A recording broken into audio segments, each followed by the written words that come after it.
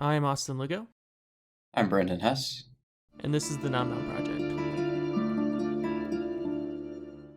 Before we get into our week in review this week, just a quick reminder for all those who want exclusive content from the Nom Nom Project with nothing to say and everything life through fiction, please go to patreon.com/lifethroughfiction. That's patreon.com/lifethroughfiction, where you get early access to all of our stuff, ad-free content, and exclusive content.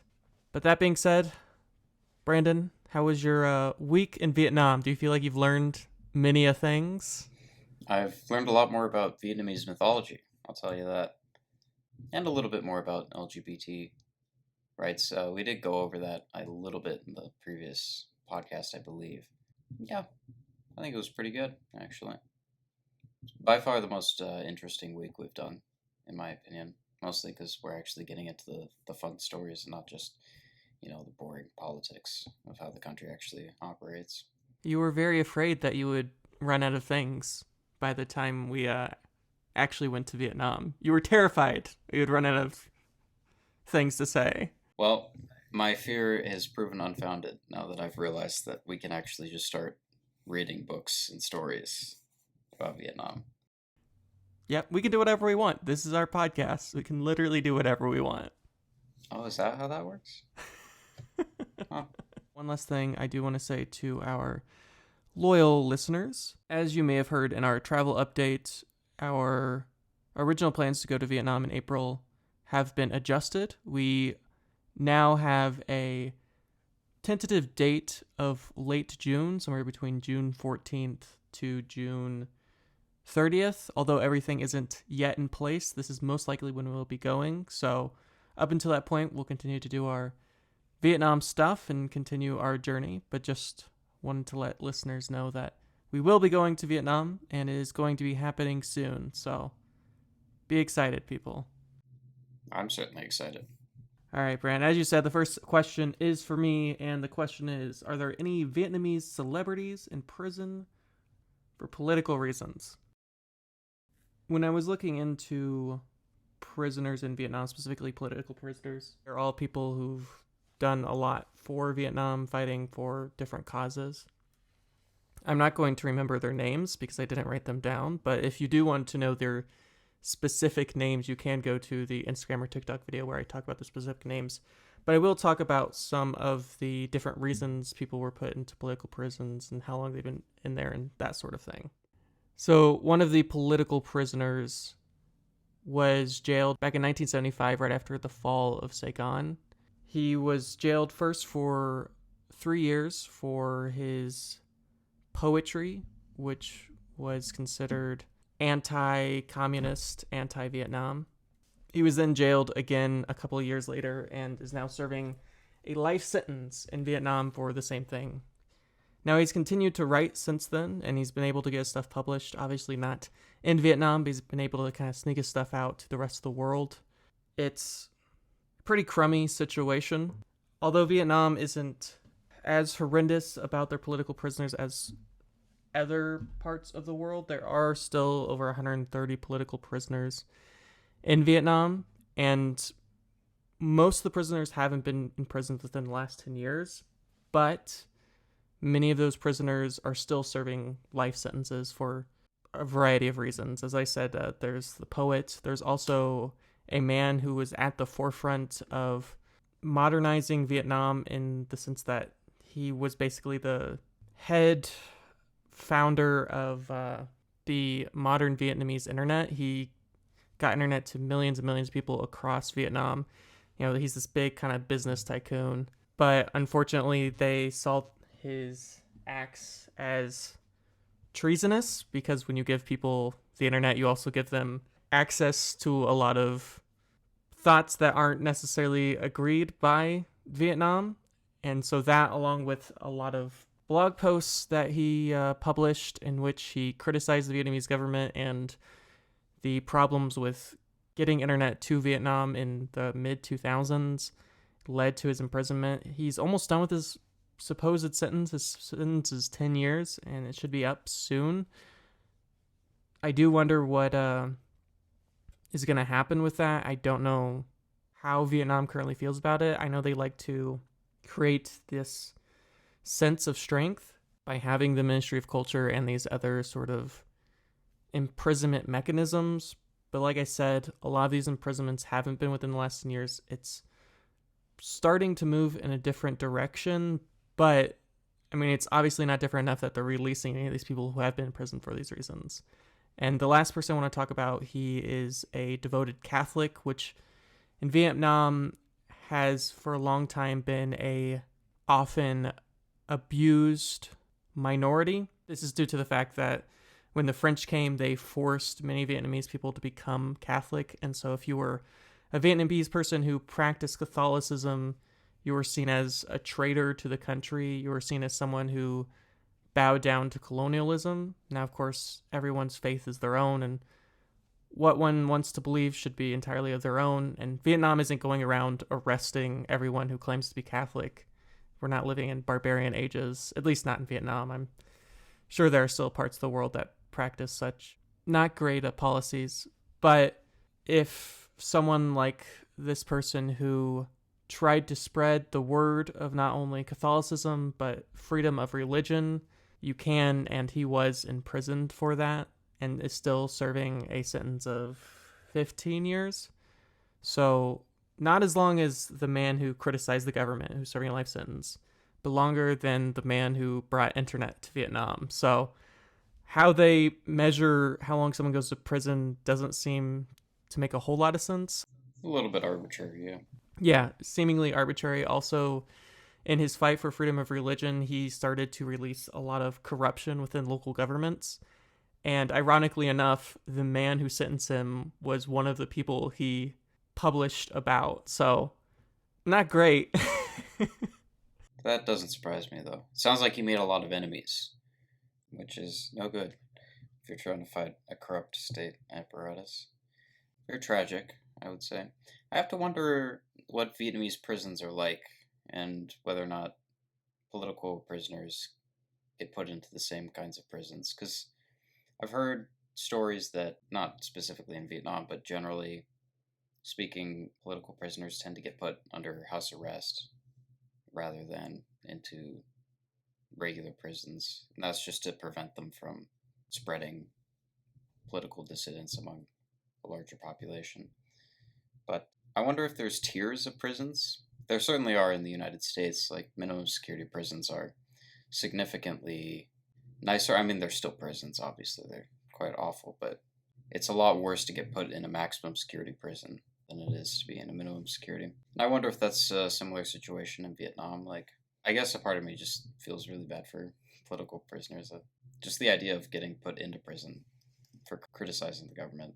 And it might just be because United States prisons are so terrible that, for me, that seems tantamount to, like, you know, a death sentence or something very extreme. But I guess I just hope the best for the people currently in jail for political reasons in Vietnam.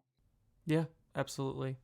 And although I didn't look deeply into this side of it, I do know that of the political prisoners I looked up, they are serving in a prison of some kind. The prisons do seem to be relatively safe, and all of these prisoners are well fed. There doesn't seem to be any abuse by any sense, I would imagine, as far as I can tell.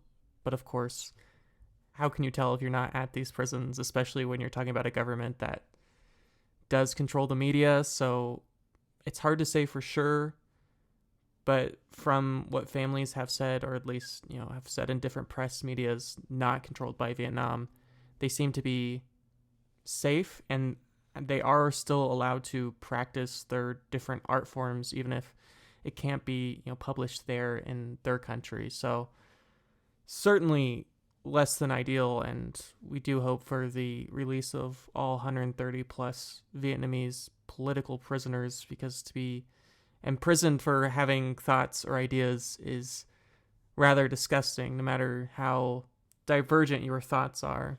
So here's to hoping this podcast is listened to by the communist leader of Vietnam and the president of Vietnam and the prime minister and the judiciary branch. So if you're listening to us, release them because Brandon says so. And yeah, so, if you don't, Brandon, he'll do something. I'll be moderately upset. Well, onto a lighter note, but still a little bit serious. LGBT rights in Vietnam.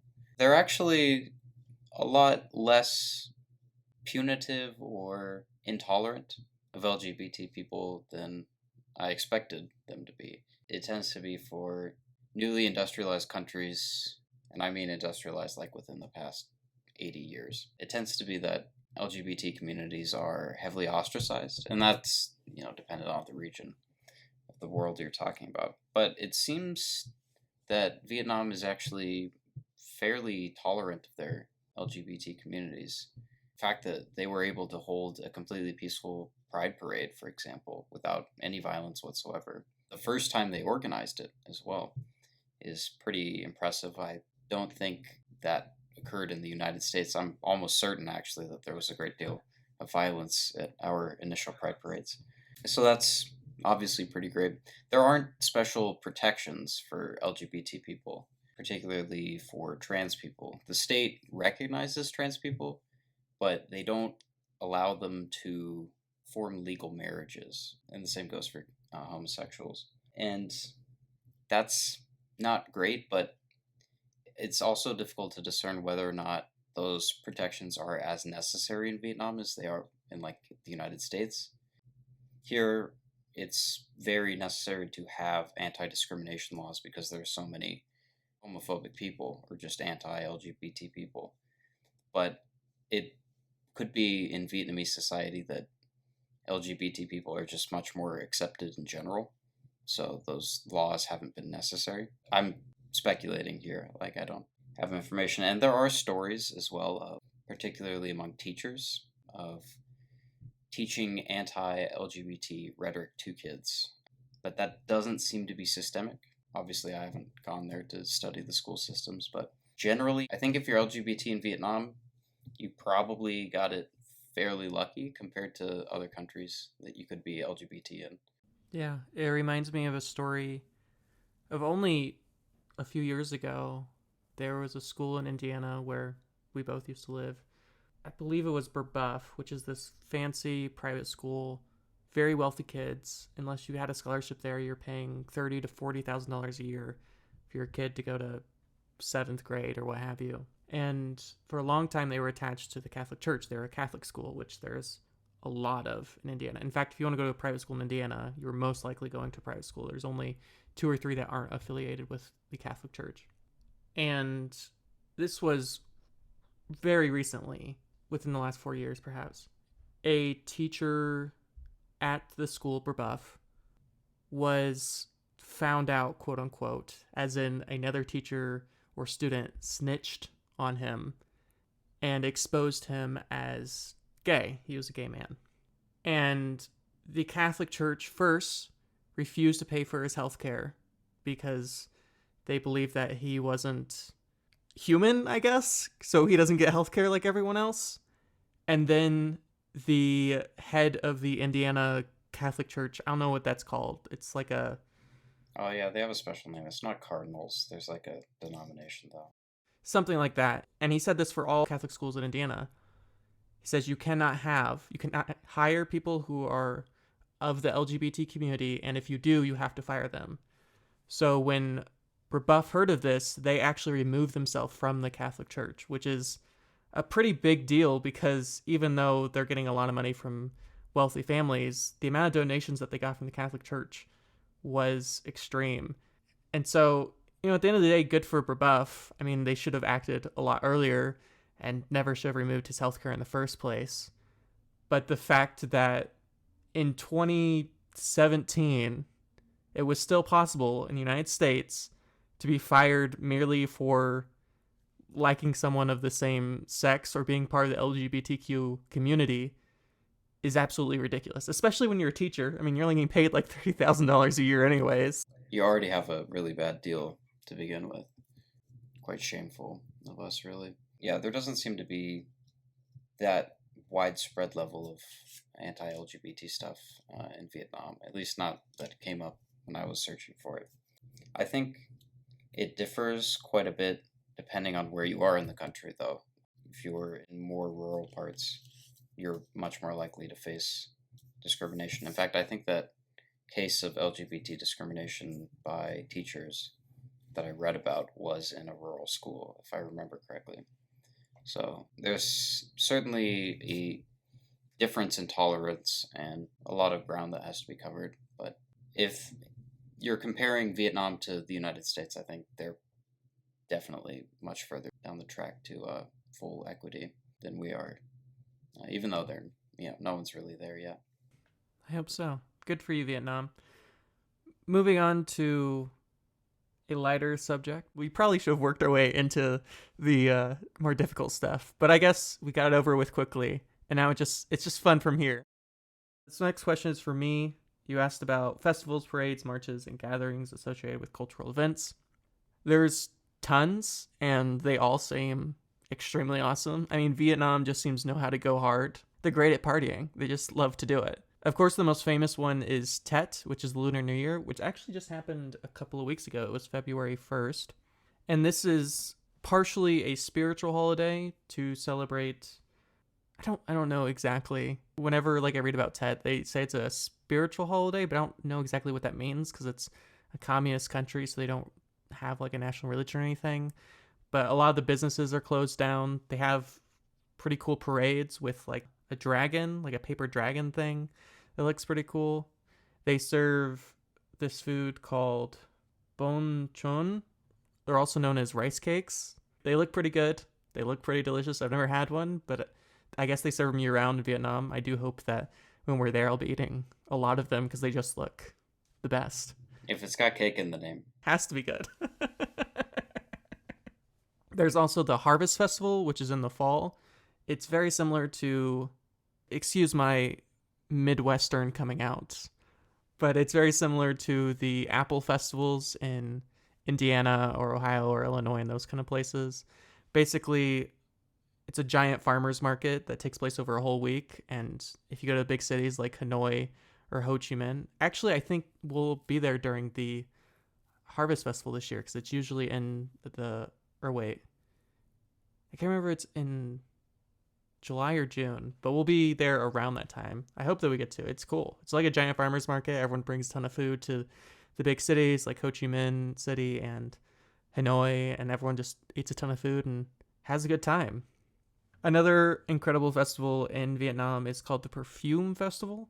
This is a Buddhist holiday in which people of the Buddhist faith pilgrimage to a part of Hanoi known as the Perfume District, and they light incense across the entire 3-block radius. So people travel from across Vietnam to come, and it's supposed to give you good luck and celebrate the Buddha and all that.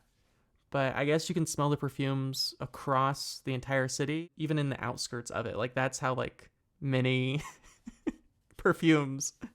It's a lot of incense. But it looks cool. It looks like a good time. It looks like a lot of people having a good time, lighting incense, smelling perfumes, just living their life. Yeah, when does that happen? I think it's February, maybe March. I think it's early in the year. So we're going to miss out on that one, unfortunately. I think we're going to miss it. But there's tons of other festivals too. I just can't remember the other ones. But I mean, if you look up, literally just go onto the internet and look up Vietnamese festivals, you'll find 30 of them because they love to party. And so we're probably going to be there, or hopefully be there, for the Harvest Festival. Are there any others that might line up with the summer months? I believe there's a festival that has something to do with dancing. It's like a fan dancing festival that I believe is in the middle of summer. That one isn't in Hanoi or Ho Chi Minh. It's in, I can't remember which city it's in. It's in a smaller city, but still kind of a metropolis of stores, like a middle-sized city. But they do this giant fan dance and flower dance and all the different dances we have talked about in the past on the podcast. And it's just a whole day of dancing and parading, which sounds pretty cool. So I'll see if we can find it. All right, Bran, the next question is for you. What are some famous Vietnamese myths or mythology? Now, I did a lot of research into this and can now only name the one Vietnamese myth that I talked to you about, and that's An Dung Vung. And then there's also the mountain god and water gods. There's actually a lot more mythology than I first expected, since it felt like to me that Vietnam would have been a country that had tried to strip away its mythology. That tends to be the case when communists take over, is they kind of try to erase as much history as possible. So there's the original Vietnamese like founders of the country. It's kind of like God, but not really. I think it's like a pre-religious sort of creation myth, or like a pre-organized religion creation myth, and that's the story of a deity who came from the ocean. His name is Lac Long Quan. I think I got that right. And another deity, a feminine deity named Oko, who came from the mountains. And you can see kind of how this mythology was created, because Vietnam is obviously a very mountainous country bordered by the ocean, and there's not, except for the northern delta, there's not very much of a gradient between those two climates. So the creation myth really does resemble the geography of the country, which is the intersection between the ocean and the mountains. And that's what the tale is about. 100 eggs that these two deities created between themselves. And not people, specifically eggs, which still doesn't really make a lot of sense to me. I don't know where they got the concept of humans coming from eggs. But these original 100 eggs hatched the original 100 Vietnamese people, and those people worked together to create the first Vietnamese society. The myth, I think, supposedly takes place in like the middle part of Vietnam, which is interesting. It seems to indicate that the original tribespeople or humans who came to Vietnam probably didn't actually go into the fertile delta where most of the farming and food production is done now. It seems like they actually first came to the middle part of the country where it's mostly like hilly terrain. That myth about the laying of eggs is seen across many different parts of the world. In China, people came from eggs. Also, in parts of Africa, there's a very similar myth. It's actually almost the exact same. A god comes from the water, a god comes from. I think in Africa, it's not a mountain, but a desert. And they come together and they make a bunch of eggs, and then people come from that. I don't know if you know this, Brandon, but I am actually a avid reader of mythology and an avid studier of mythology. I've read a lot of literature about mythology, and of course I read the great myths, whether we're talking Ovid or Odysseus or classic Confucian literature, Hero with a Thousand Faces, which kind of talks about how mythology across different parts of the world are extremely similar, and it's always interesting to read Vietnamese mythology because not only does it relate to China, which you would guess since the Hung Dynasty and so many other Chinese dynasties took over Vietnam, and of course there's mythology that's similar to French mythology, but there's also mythology that replicates mythology in the Americas before Europeans came in the 11th and 12th centuries. So I don't know. I mean, there's no real logical reason for that. Of course, if you ask a Jungian, they'll say that, well, it's about the collective unconscious and blah, blah, blah. But it might just be that humans as a species have a desire to grab at myths to explain the things we don't understand. It's the reason religion exists. It's the reason so many people are drawn to either Christianity or Buddhism or Taoism or Hinduism or so on and so forth. It's just this need for humans to understand that seems to be uniquely human. I mean, it could possibly be in other animals. We don't know for certain, but as far as I can tell, at least, humans have this weird attraction to myths, and I certainly do. So, kind of jumping off your mythology, I'll jump into one of the myths I got to read this week, which I felt very lucky about, which is another mythology about a water deity and a mountain deity. These are both male deities. One is named Thuy I'm going to get these wrong. Okay. I know the one from the water. I don't remember their names. Doesn't matter. Look, the way the story goes is there's this king, and he's got the perfect daughter. I mean, she's a 10 out of 10 in every sense of the word. I mean, she's athletic. She's funny. She's a musician. She's smart. Basically, the perfect lady. And he's like, you are so perfect, that no one is good enough for you. But what I'm going to do is I'm going to hold a competition. And all of the Vietnamese people from all across Vietnam are going to come here. I don't care if they're poor, they're wealthy. I don't give a shit. But they're all going to come to my kingdom, and they're going to vie for the hand of my princess. And so, of course, people from across Vietnam come. You have poets reading epic poems. You have musicians playing the songs of a lifetime. You have wealthy businessmen offering tons and tons of gold and all this stuff. And they're everywhere. Everyone wants a piece of this. And then the water deity and the mountain deity decide that they want this princess too. Like, she's that good. They're willing to marry a mortal. That's how incredible this princess is. And so the water deity and the mountain deity come, and they're like, we're like your daughter's hand in marriage. And he's like, well, I don't know. Like, you got to prove your worth, just like everyone else. You know, he's really a fair game kind of guy. And so the mountain god's like, yeah, sure. So then he rises an entire jungle right in front of them, and mountains, just, on a whim. And he's like, well, that's pretty impressive. And then the water deity raises the oceans and then lowers the oceans. And when the oceans lower, fish to feed like a shit ton of people, just tons and tons of fish. And the king's like, damn, these are two dope options. So I'm going to sit on it for a little while, come back tomorrow, woo me again, and whoever woos me the most, then, we'll do our thing. So they both go home. They prepare their separate kingdoms, because I guess the water god has like an underwater palace kind of thing. So he's got, a kingdom of... He's like Aquaman, basically. Like, he's got fish people they can turn into humans. And then the mountain god's got mountain people and goats and stuff. And I don't know, other animals. So the next day, the mountain god comes first, and he's got this giant procession. I mean, we're talking like thousands of people and animals. And the princess is like, damn, this is dope. I'm going with this guy. Like, that's it. That's what we're going to do. And so they're off. And the king's like, whew, done. Did it. Never have to worry about that again. But then the water deity comes along. He's like, where the hell is my wife? And he's like, oh, the mountain god, like, he was already here. So it's kind of first come, first choose sort of deal. So a little late to the game. So the water deity is pissed.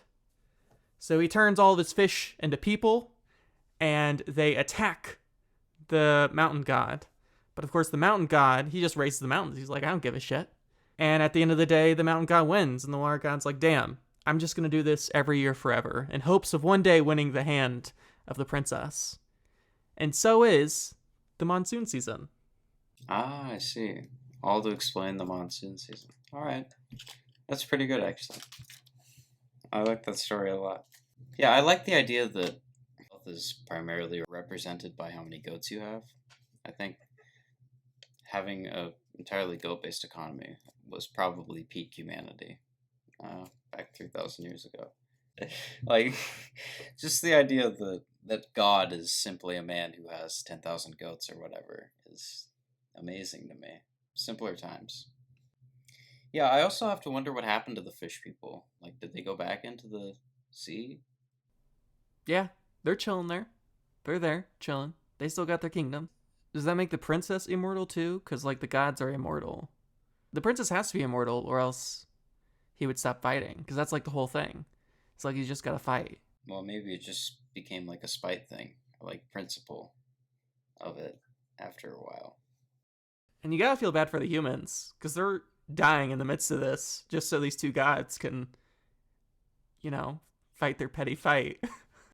Your entire village gets, flooded because, some guy got cock-blocked 1,000 years ago. I'm like, it's not great. But, yeah, that makes sense. You tend to notice that, like, gods tend to be very shitty people, and that's just, like, the case in every, like, culture.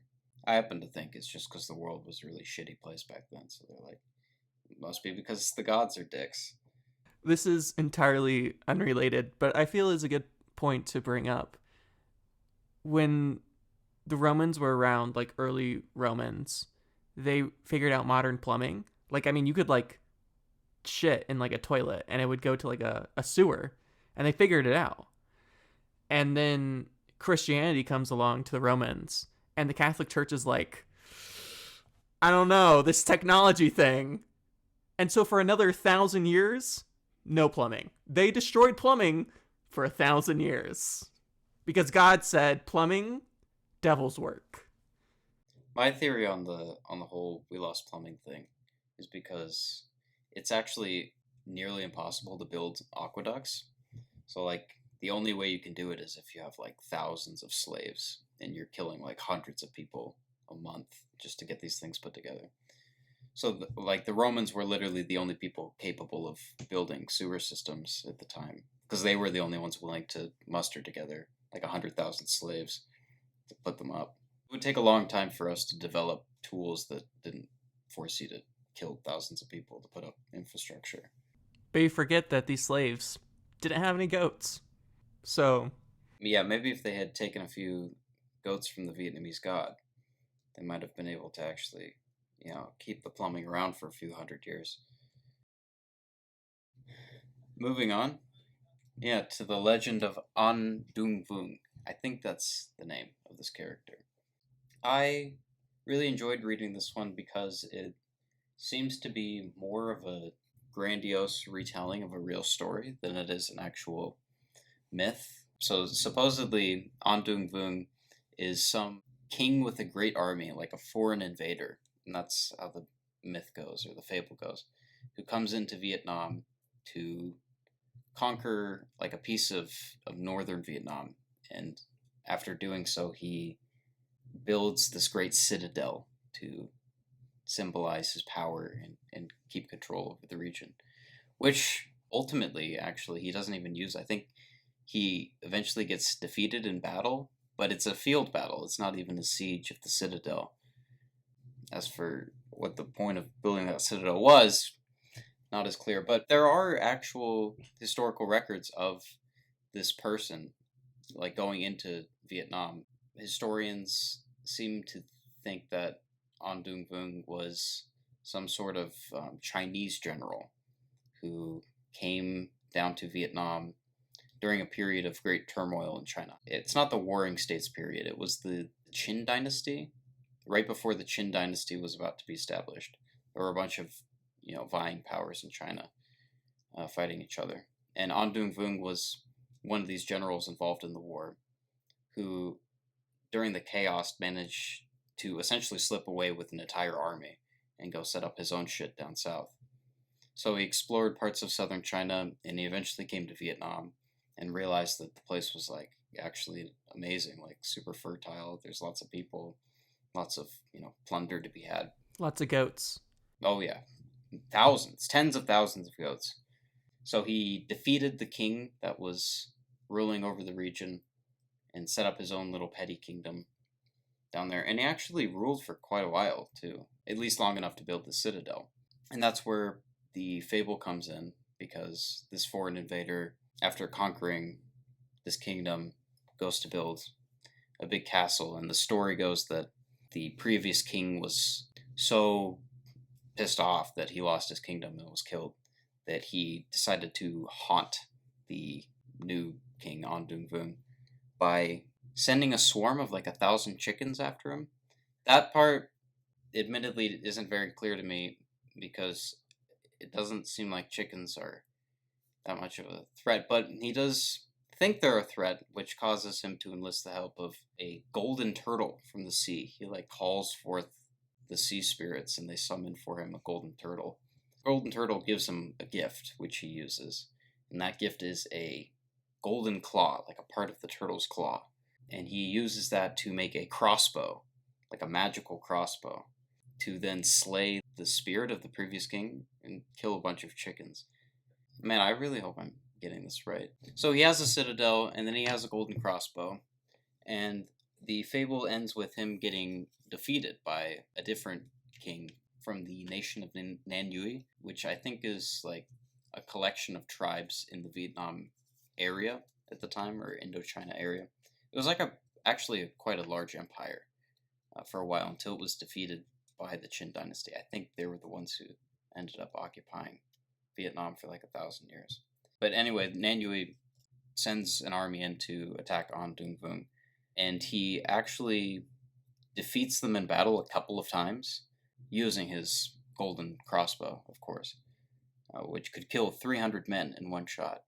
Surprising, considering that there doesn't seem to be many situations where 300 men would be lined up to like make the shot happen. I guess like it's like a seeking missile.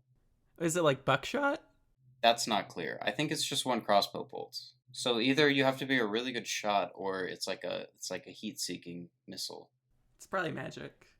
It did come from a golden turtle from the sea. So yeah, so he's actually able to defeat the nation of Nan Yui in a couple different battles, but because he's just one general with an army that was essentially on loan from a foreign Chinese kingdom, he gets willed away and he can't continue to support his army. And the nation of Nan Yui is right there, like they're the ones defending their homeland from a foreign invader, so they eventually just keep sending armies at him, and he's defeated at one point. And that's how the story goes. I think he survives the final battle, but he is so embarrassed by his defeat that he essentially goes off to commit suicide, which is very honorable. It's not a kind of honor that you see these days. Generals don't tend to just kill themselves after they lose a couple battles. But for some reason, that was just the thing you did if you were famous and you lost your fame back then.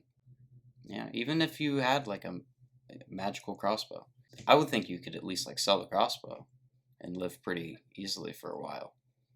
But that's just how it goes. Well, if I'm ever hounded by thousands of chickens, I will be sure to summon a sea god and get myself a golden turtle. Was like the turtle, could it like talk, or is it just like a turtle? I think it could communicate, but I don't think it could like speak telepathic in human terms. Kind of shit? Sort of, yeah. I think that's what it was, yeah. Okay. Well, on to our final question and final myth of the day. My story is about Lang Lu and the creation of the Vietnamese cake, or the rice cake, or the bung choong. Now, typically when we talk about food, the creation of it is not very exciting. It's just someone bumps into another guy and now you have Reese's peanut butter cups or something of that nature. But the rice cake is one of the most interesting food stories to ever exist, in my opinion. So there's this king, and he's got like 18 sons. Like, he's got so many sons. And he's like, damn, I got all these sons, but only one of them could be king. Now, typically, in a classic king to son move, you give it to your oldest, or, you do some like Game of Thrones shit and, hand it off to one of the others, or, the smartest or the funniest or whatever. But this king's like, I love food. Like, food, pretty cool. So I'm going to have a cooking competition. Like, it's like an Iron Chef 12th century edition. So he's like, okay, all 18 sons, you have 1 year, travel the world, create the greatest dish, and whichever dish I like the most, you will be king. That's how you became the king in the 12th century, which is a pretty cool way to become king, in my opinion. So most of these princes, they're super wealthy. They got all kinds of money. So they're traveling to Europe. They're traveling to the Americas. They're traveling to China. They're traveling to India. They're going all over. They're studying all these people. They're learning under master chefs and blah, blah, blah, blah. But the youngest son, the 18th son, he's poor. No one gives a shit about this kid. No one cares. So he's like, damn, I can't go anywhere. So I'm just going to chill here in Vietnam and, get to know my subjects, get to know my people, become one of the people. And so he's walking around, he's meeting locals, he's learning things. And then one night when he goes to bed, a deity comes to him. Classic deity move. And this deity is like, I got the perfect dish for you. Like this high quality shit right here. So what you're going to do, you're going to get this rice. And this rice is going to be round. Now that's going to represent the heavens.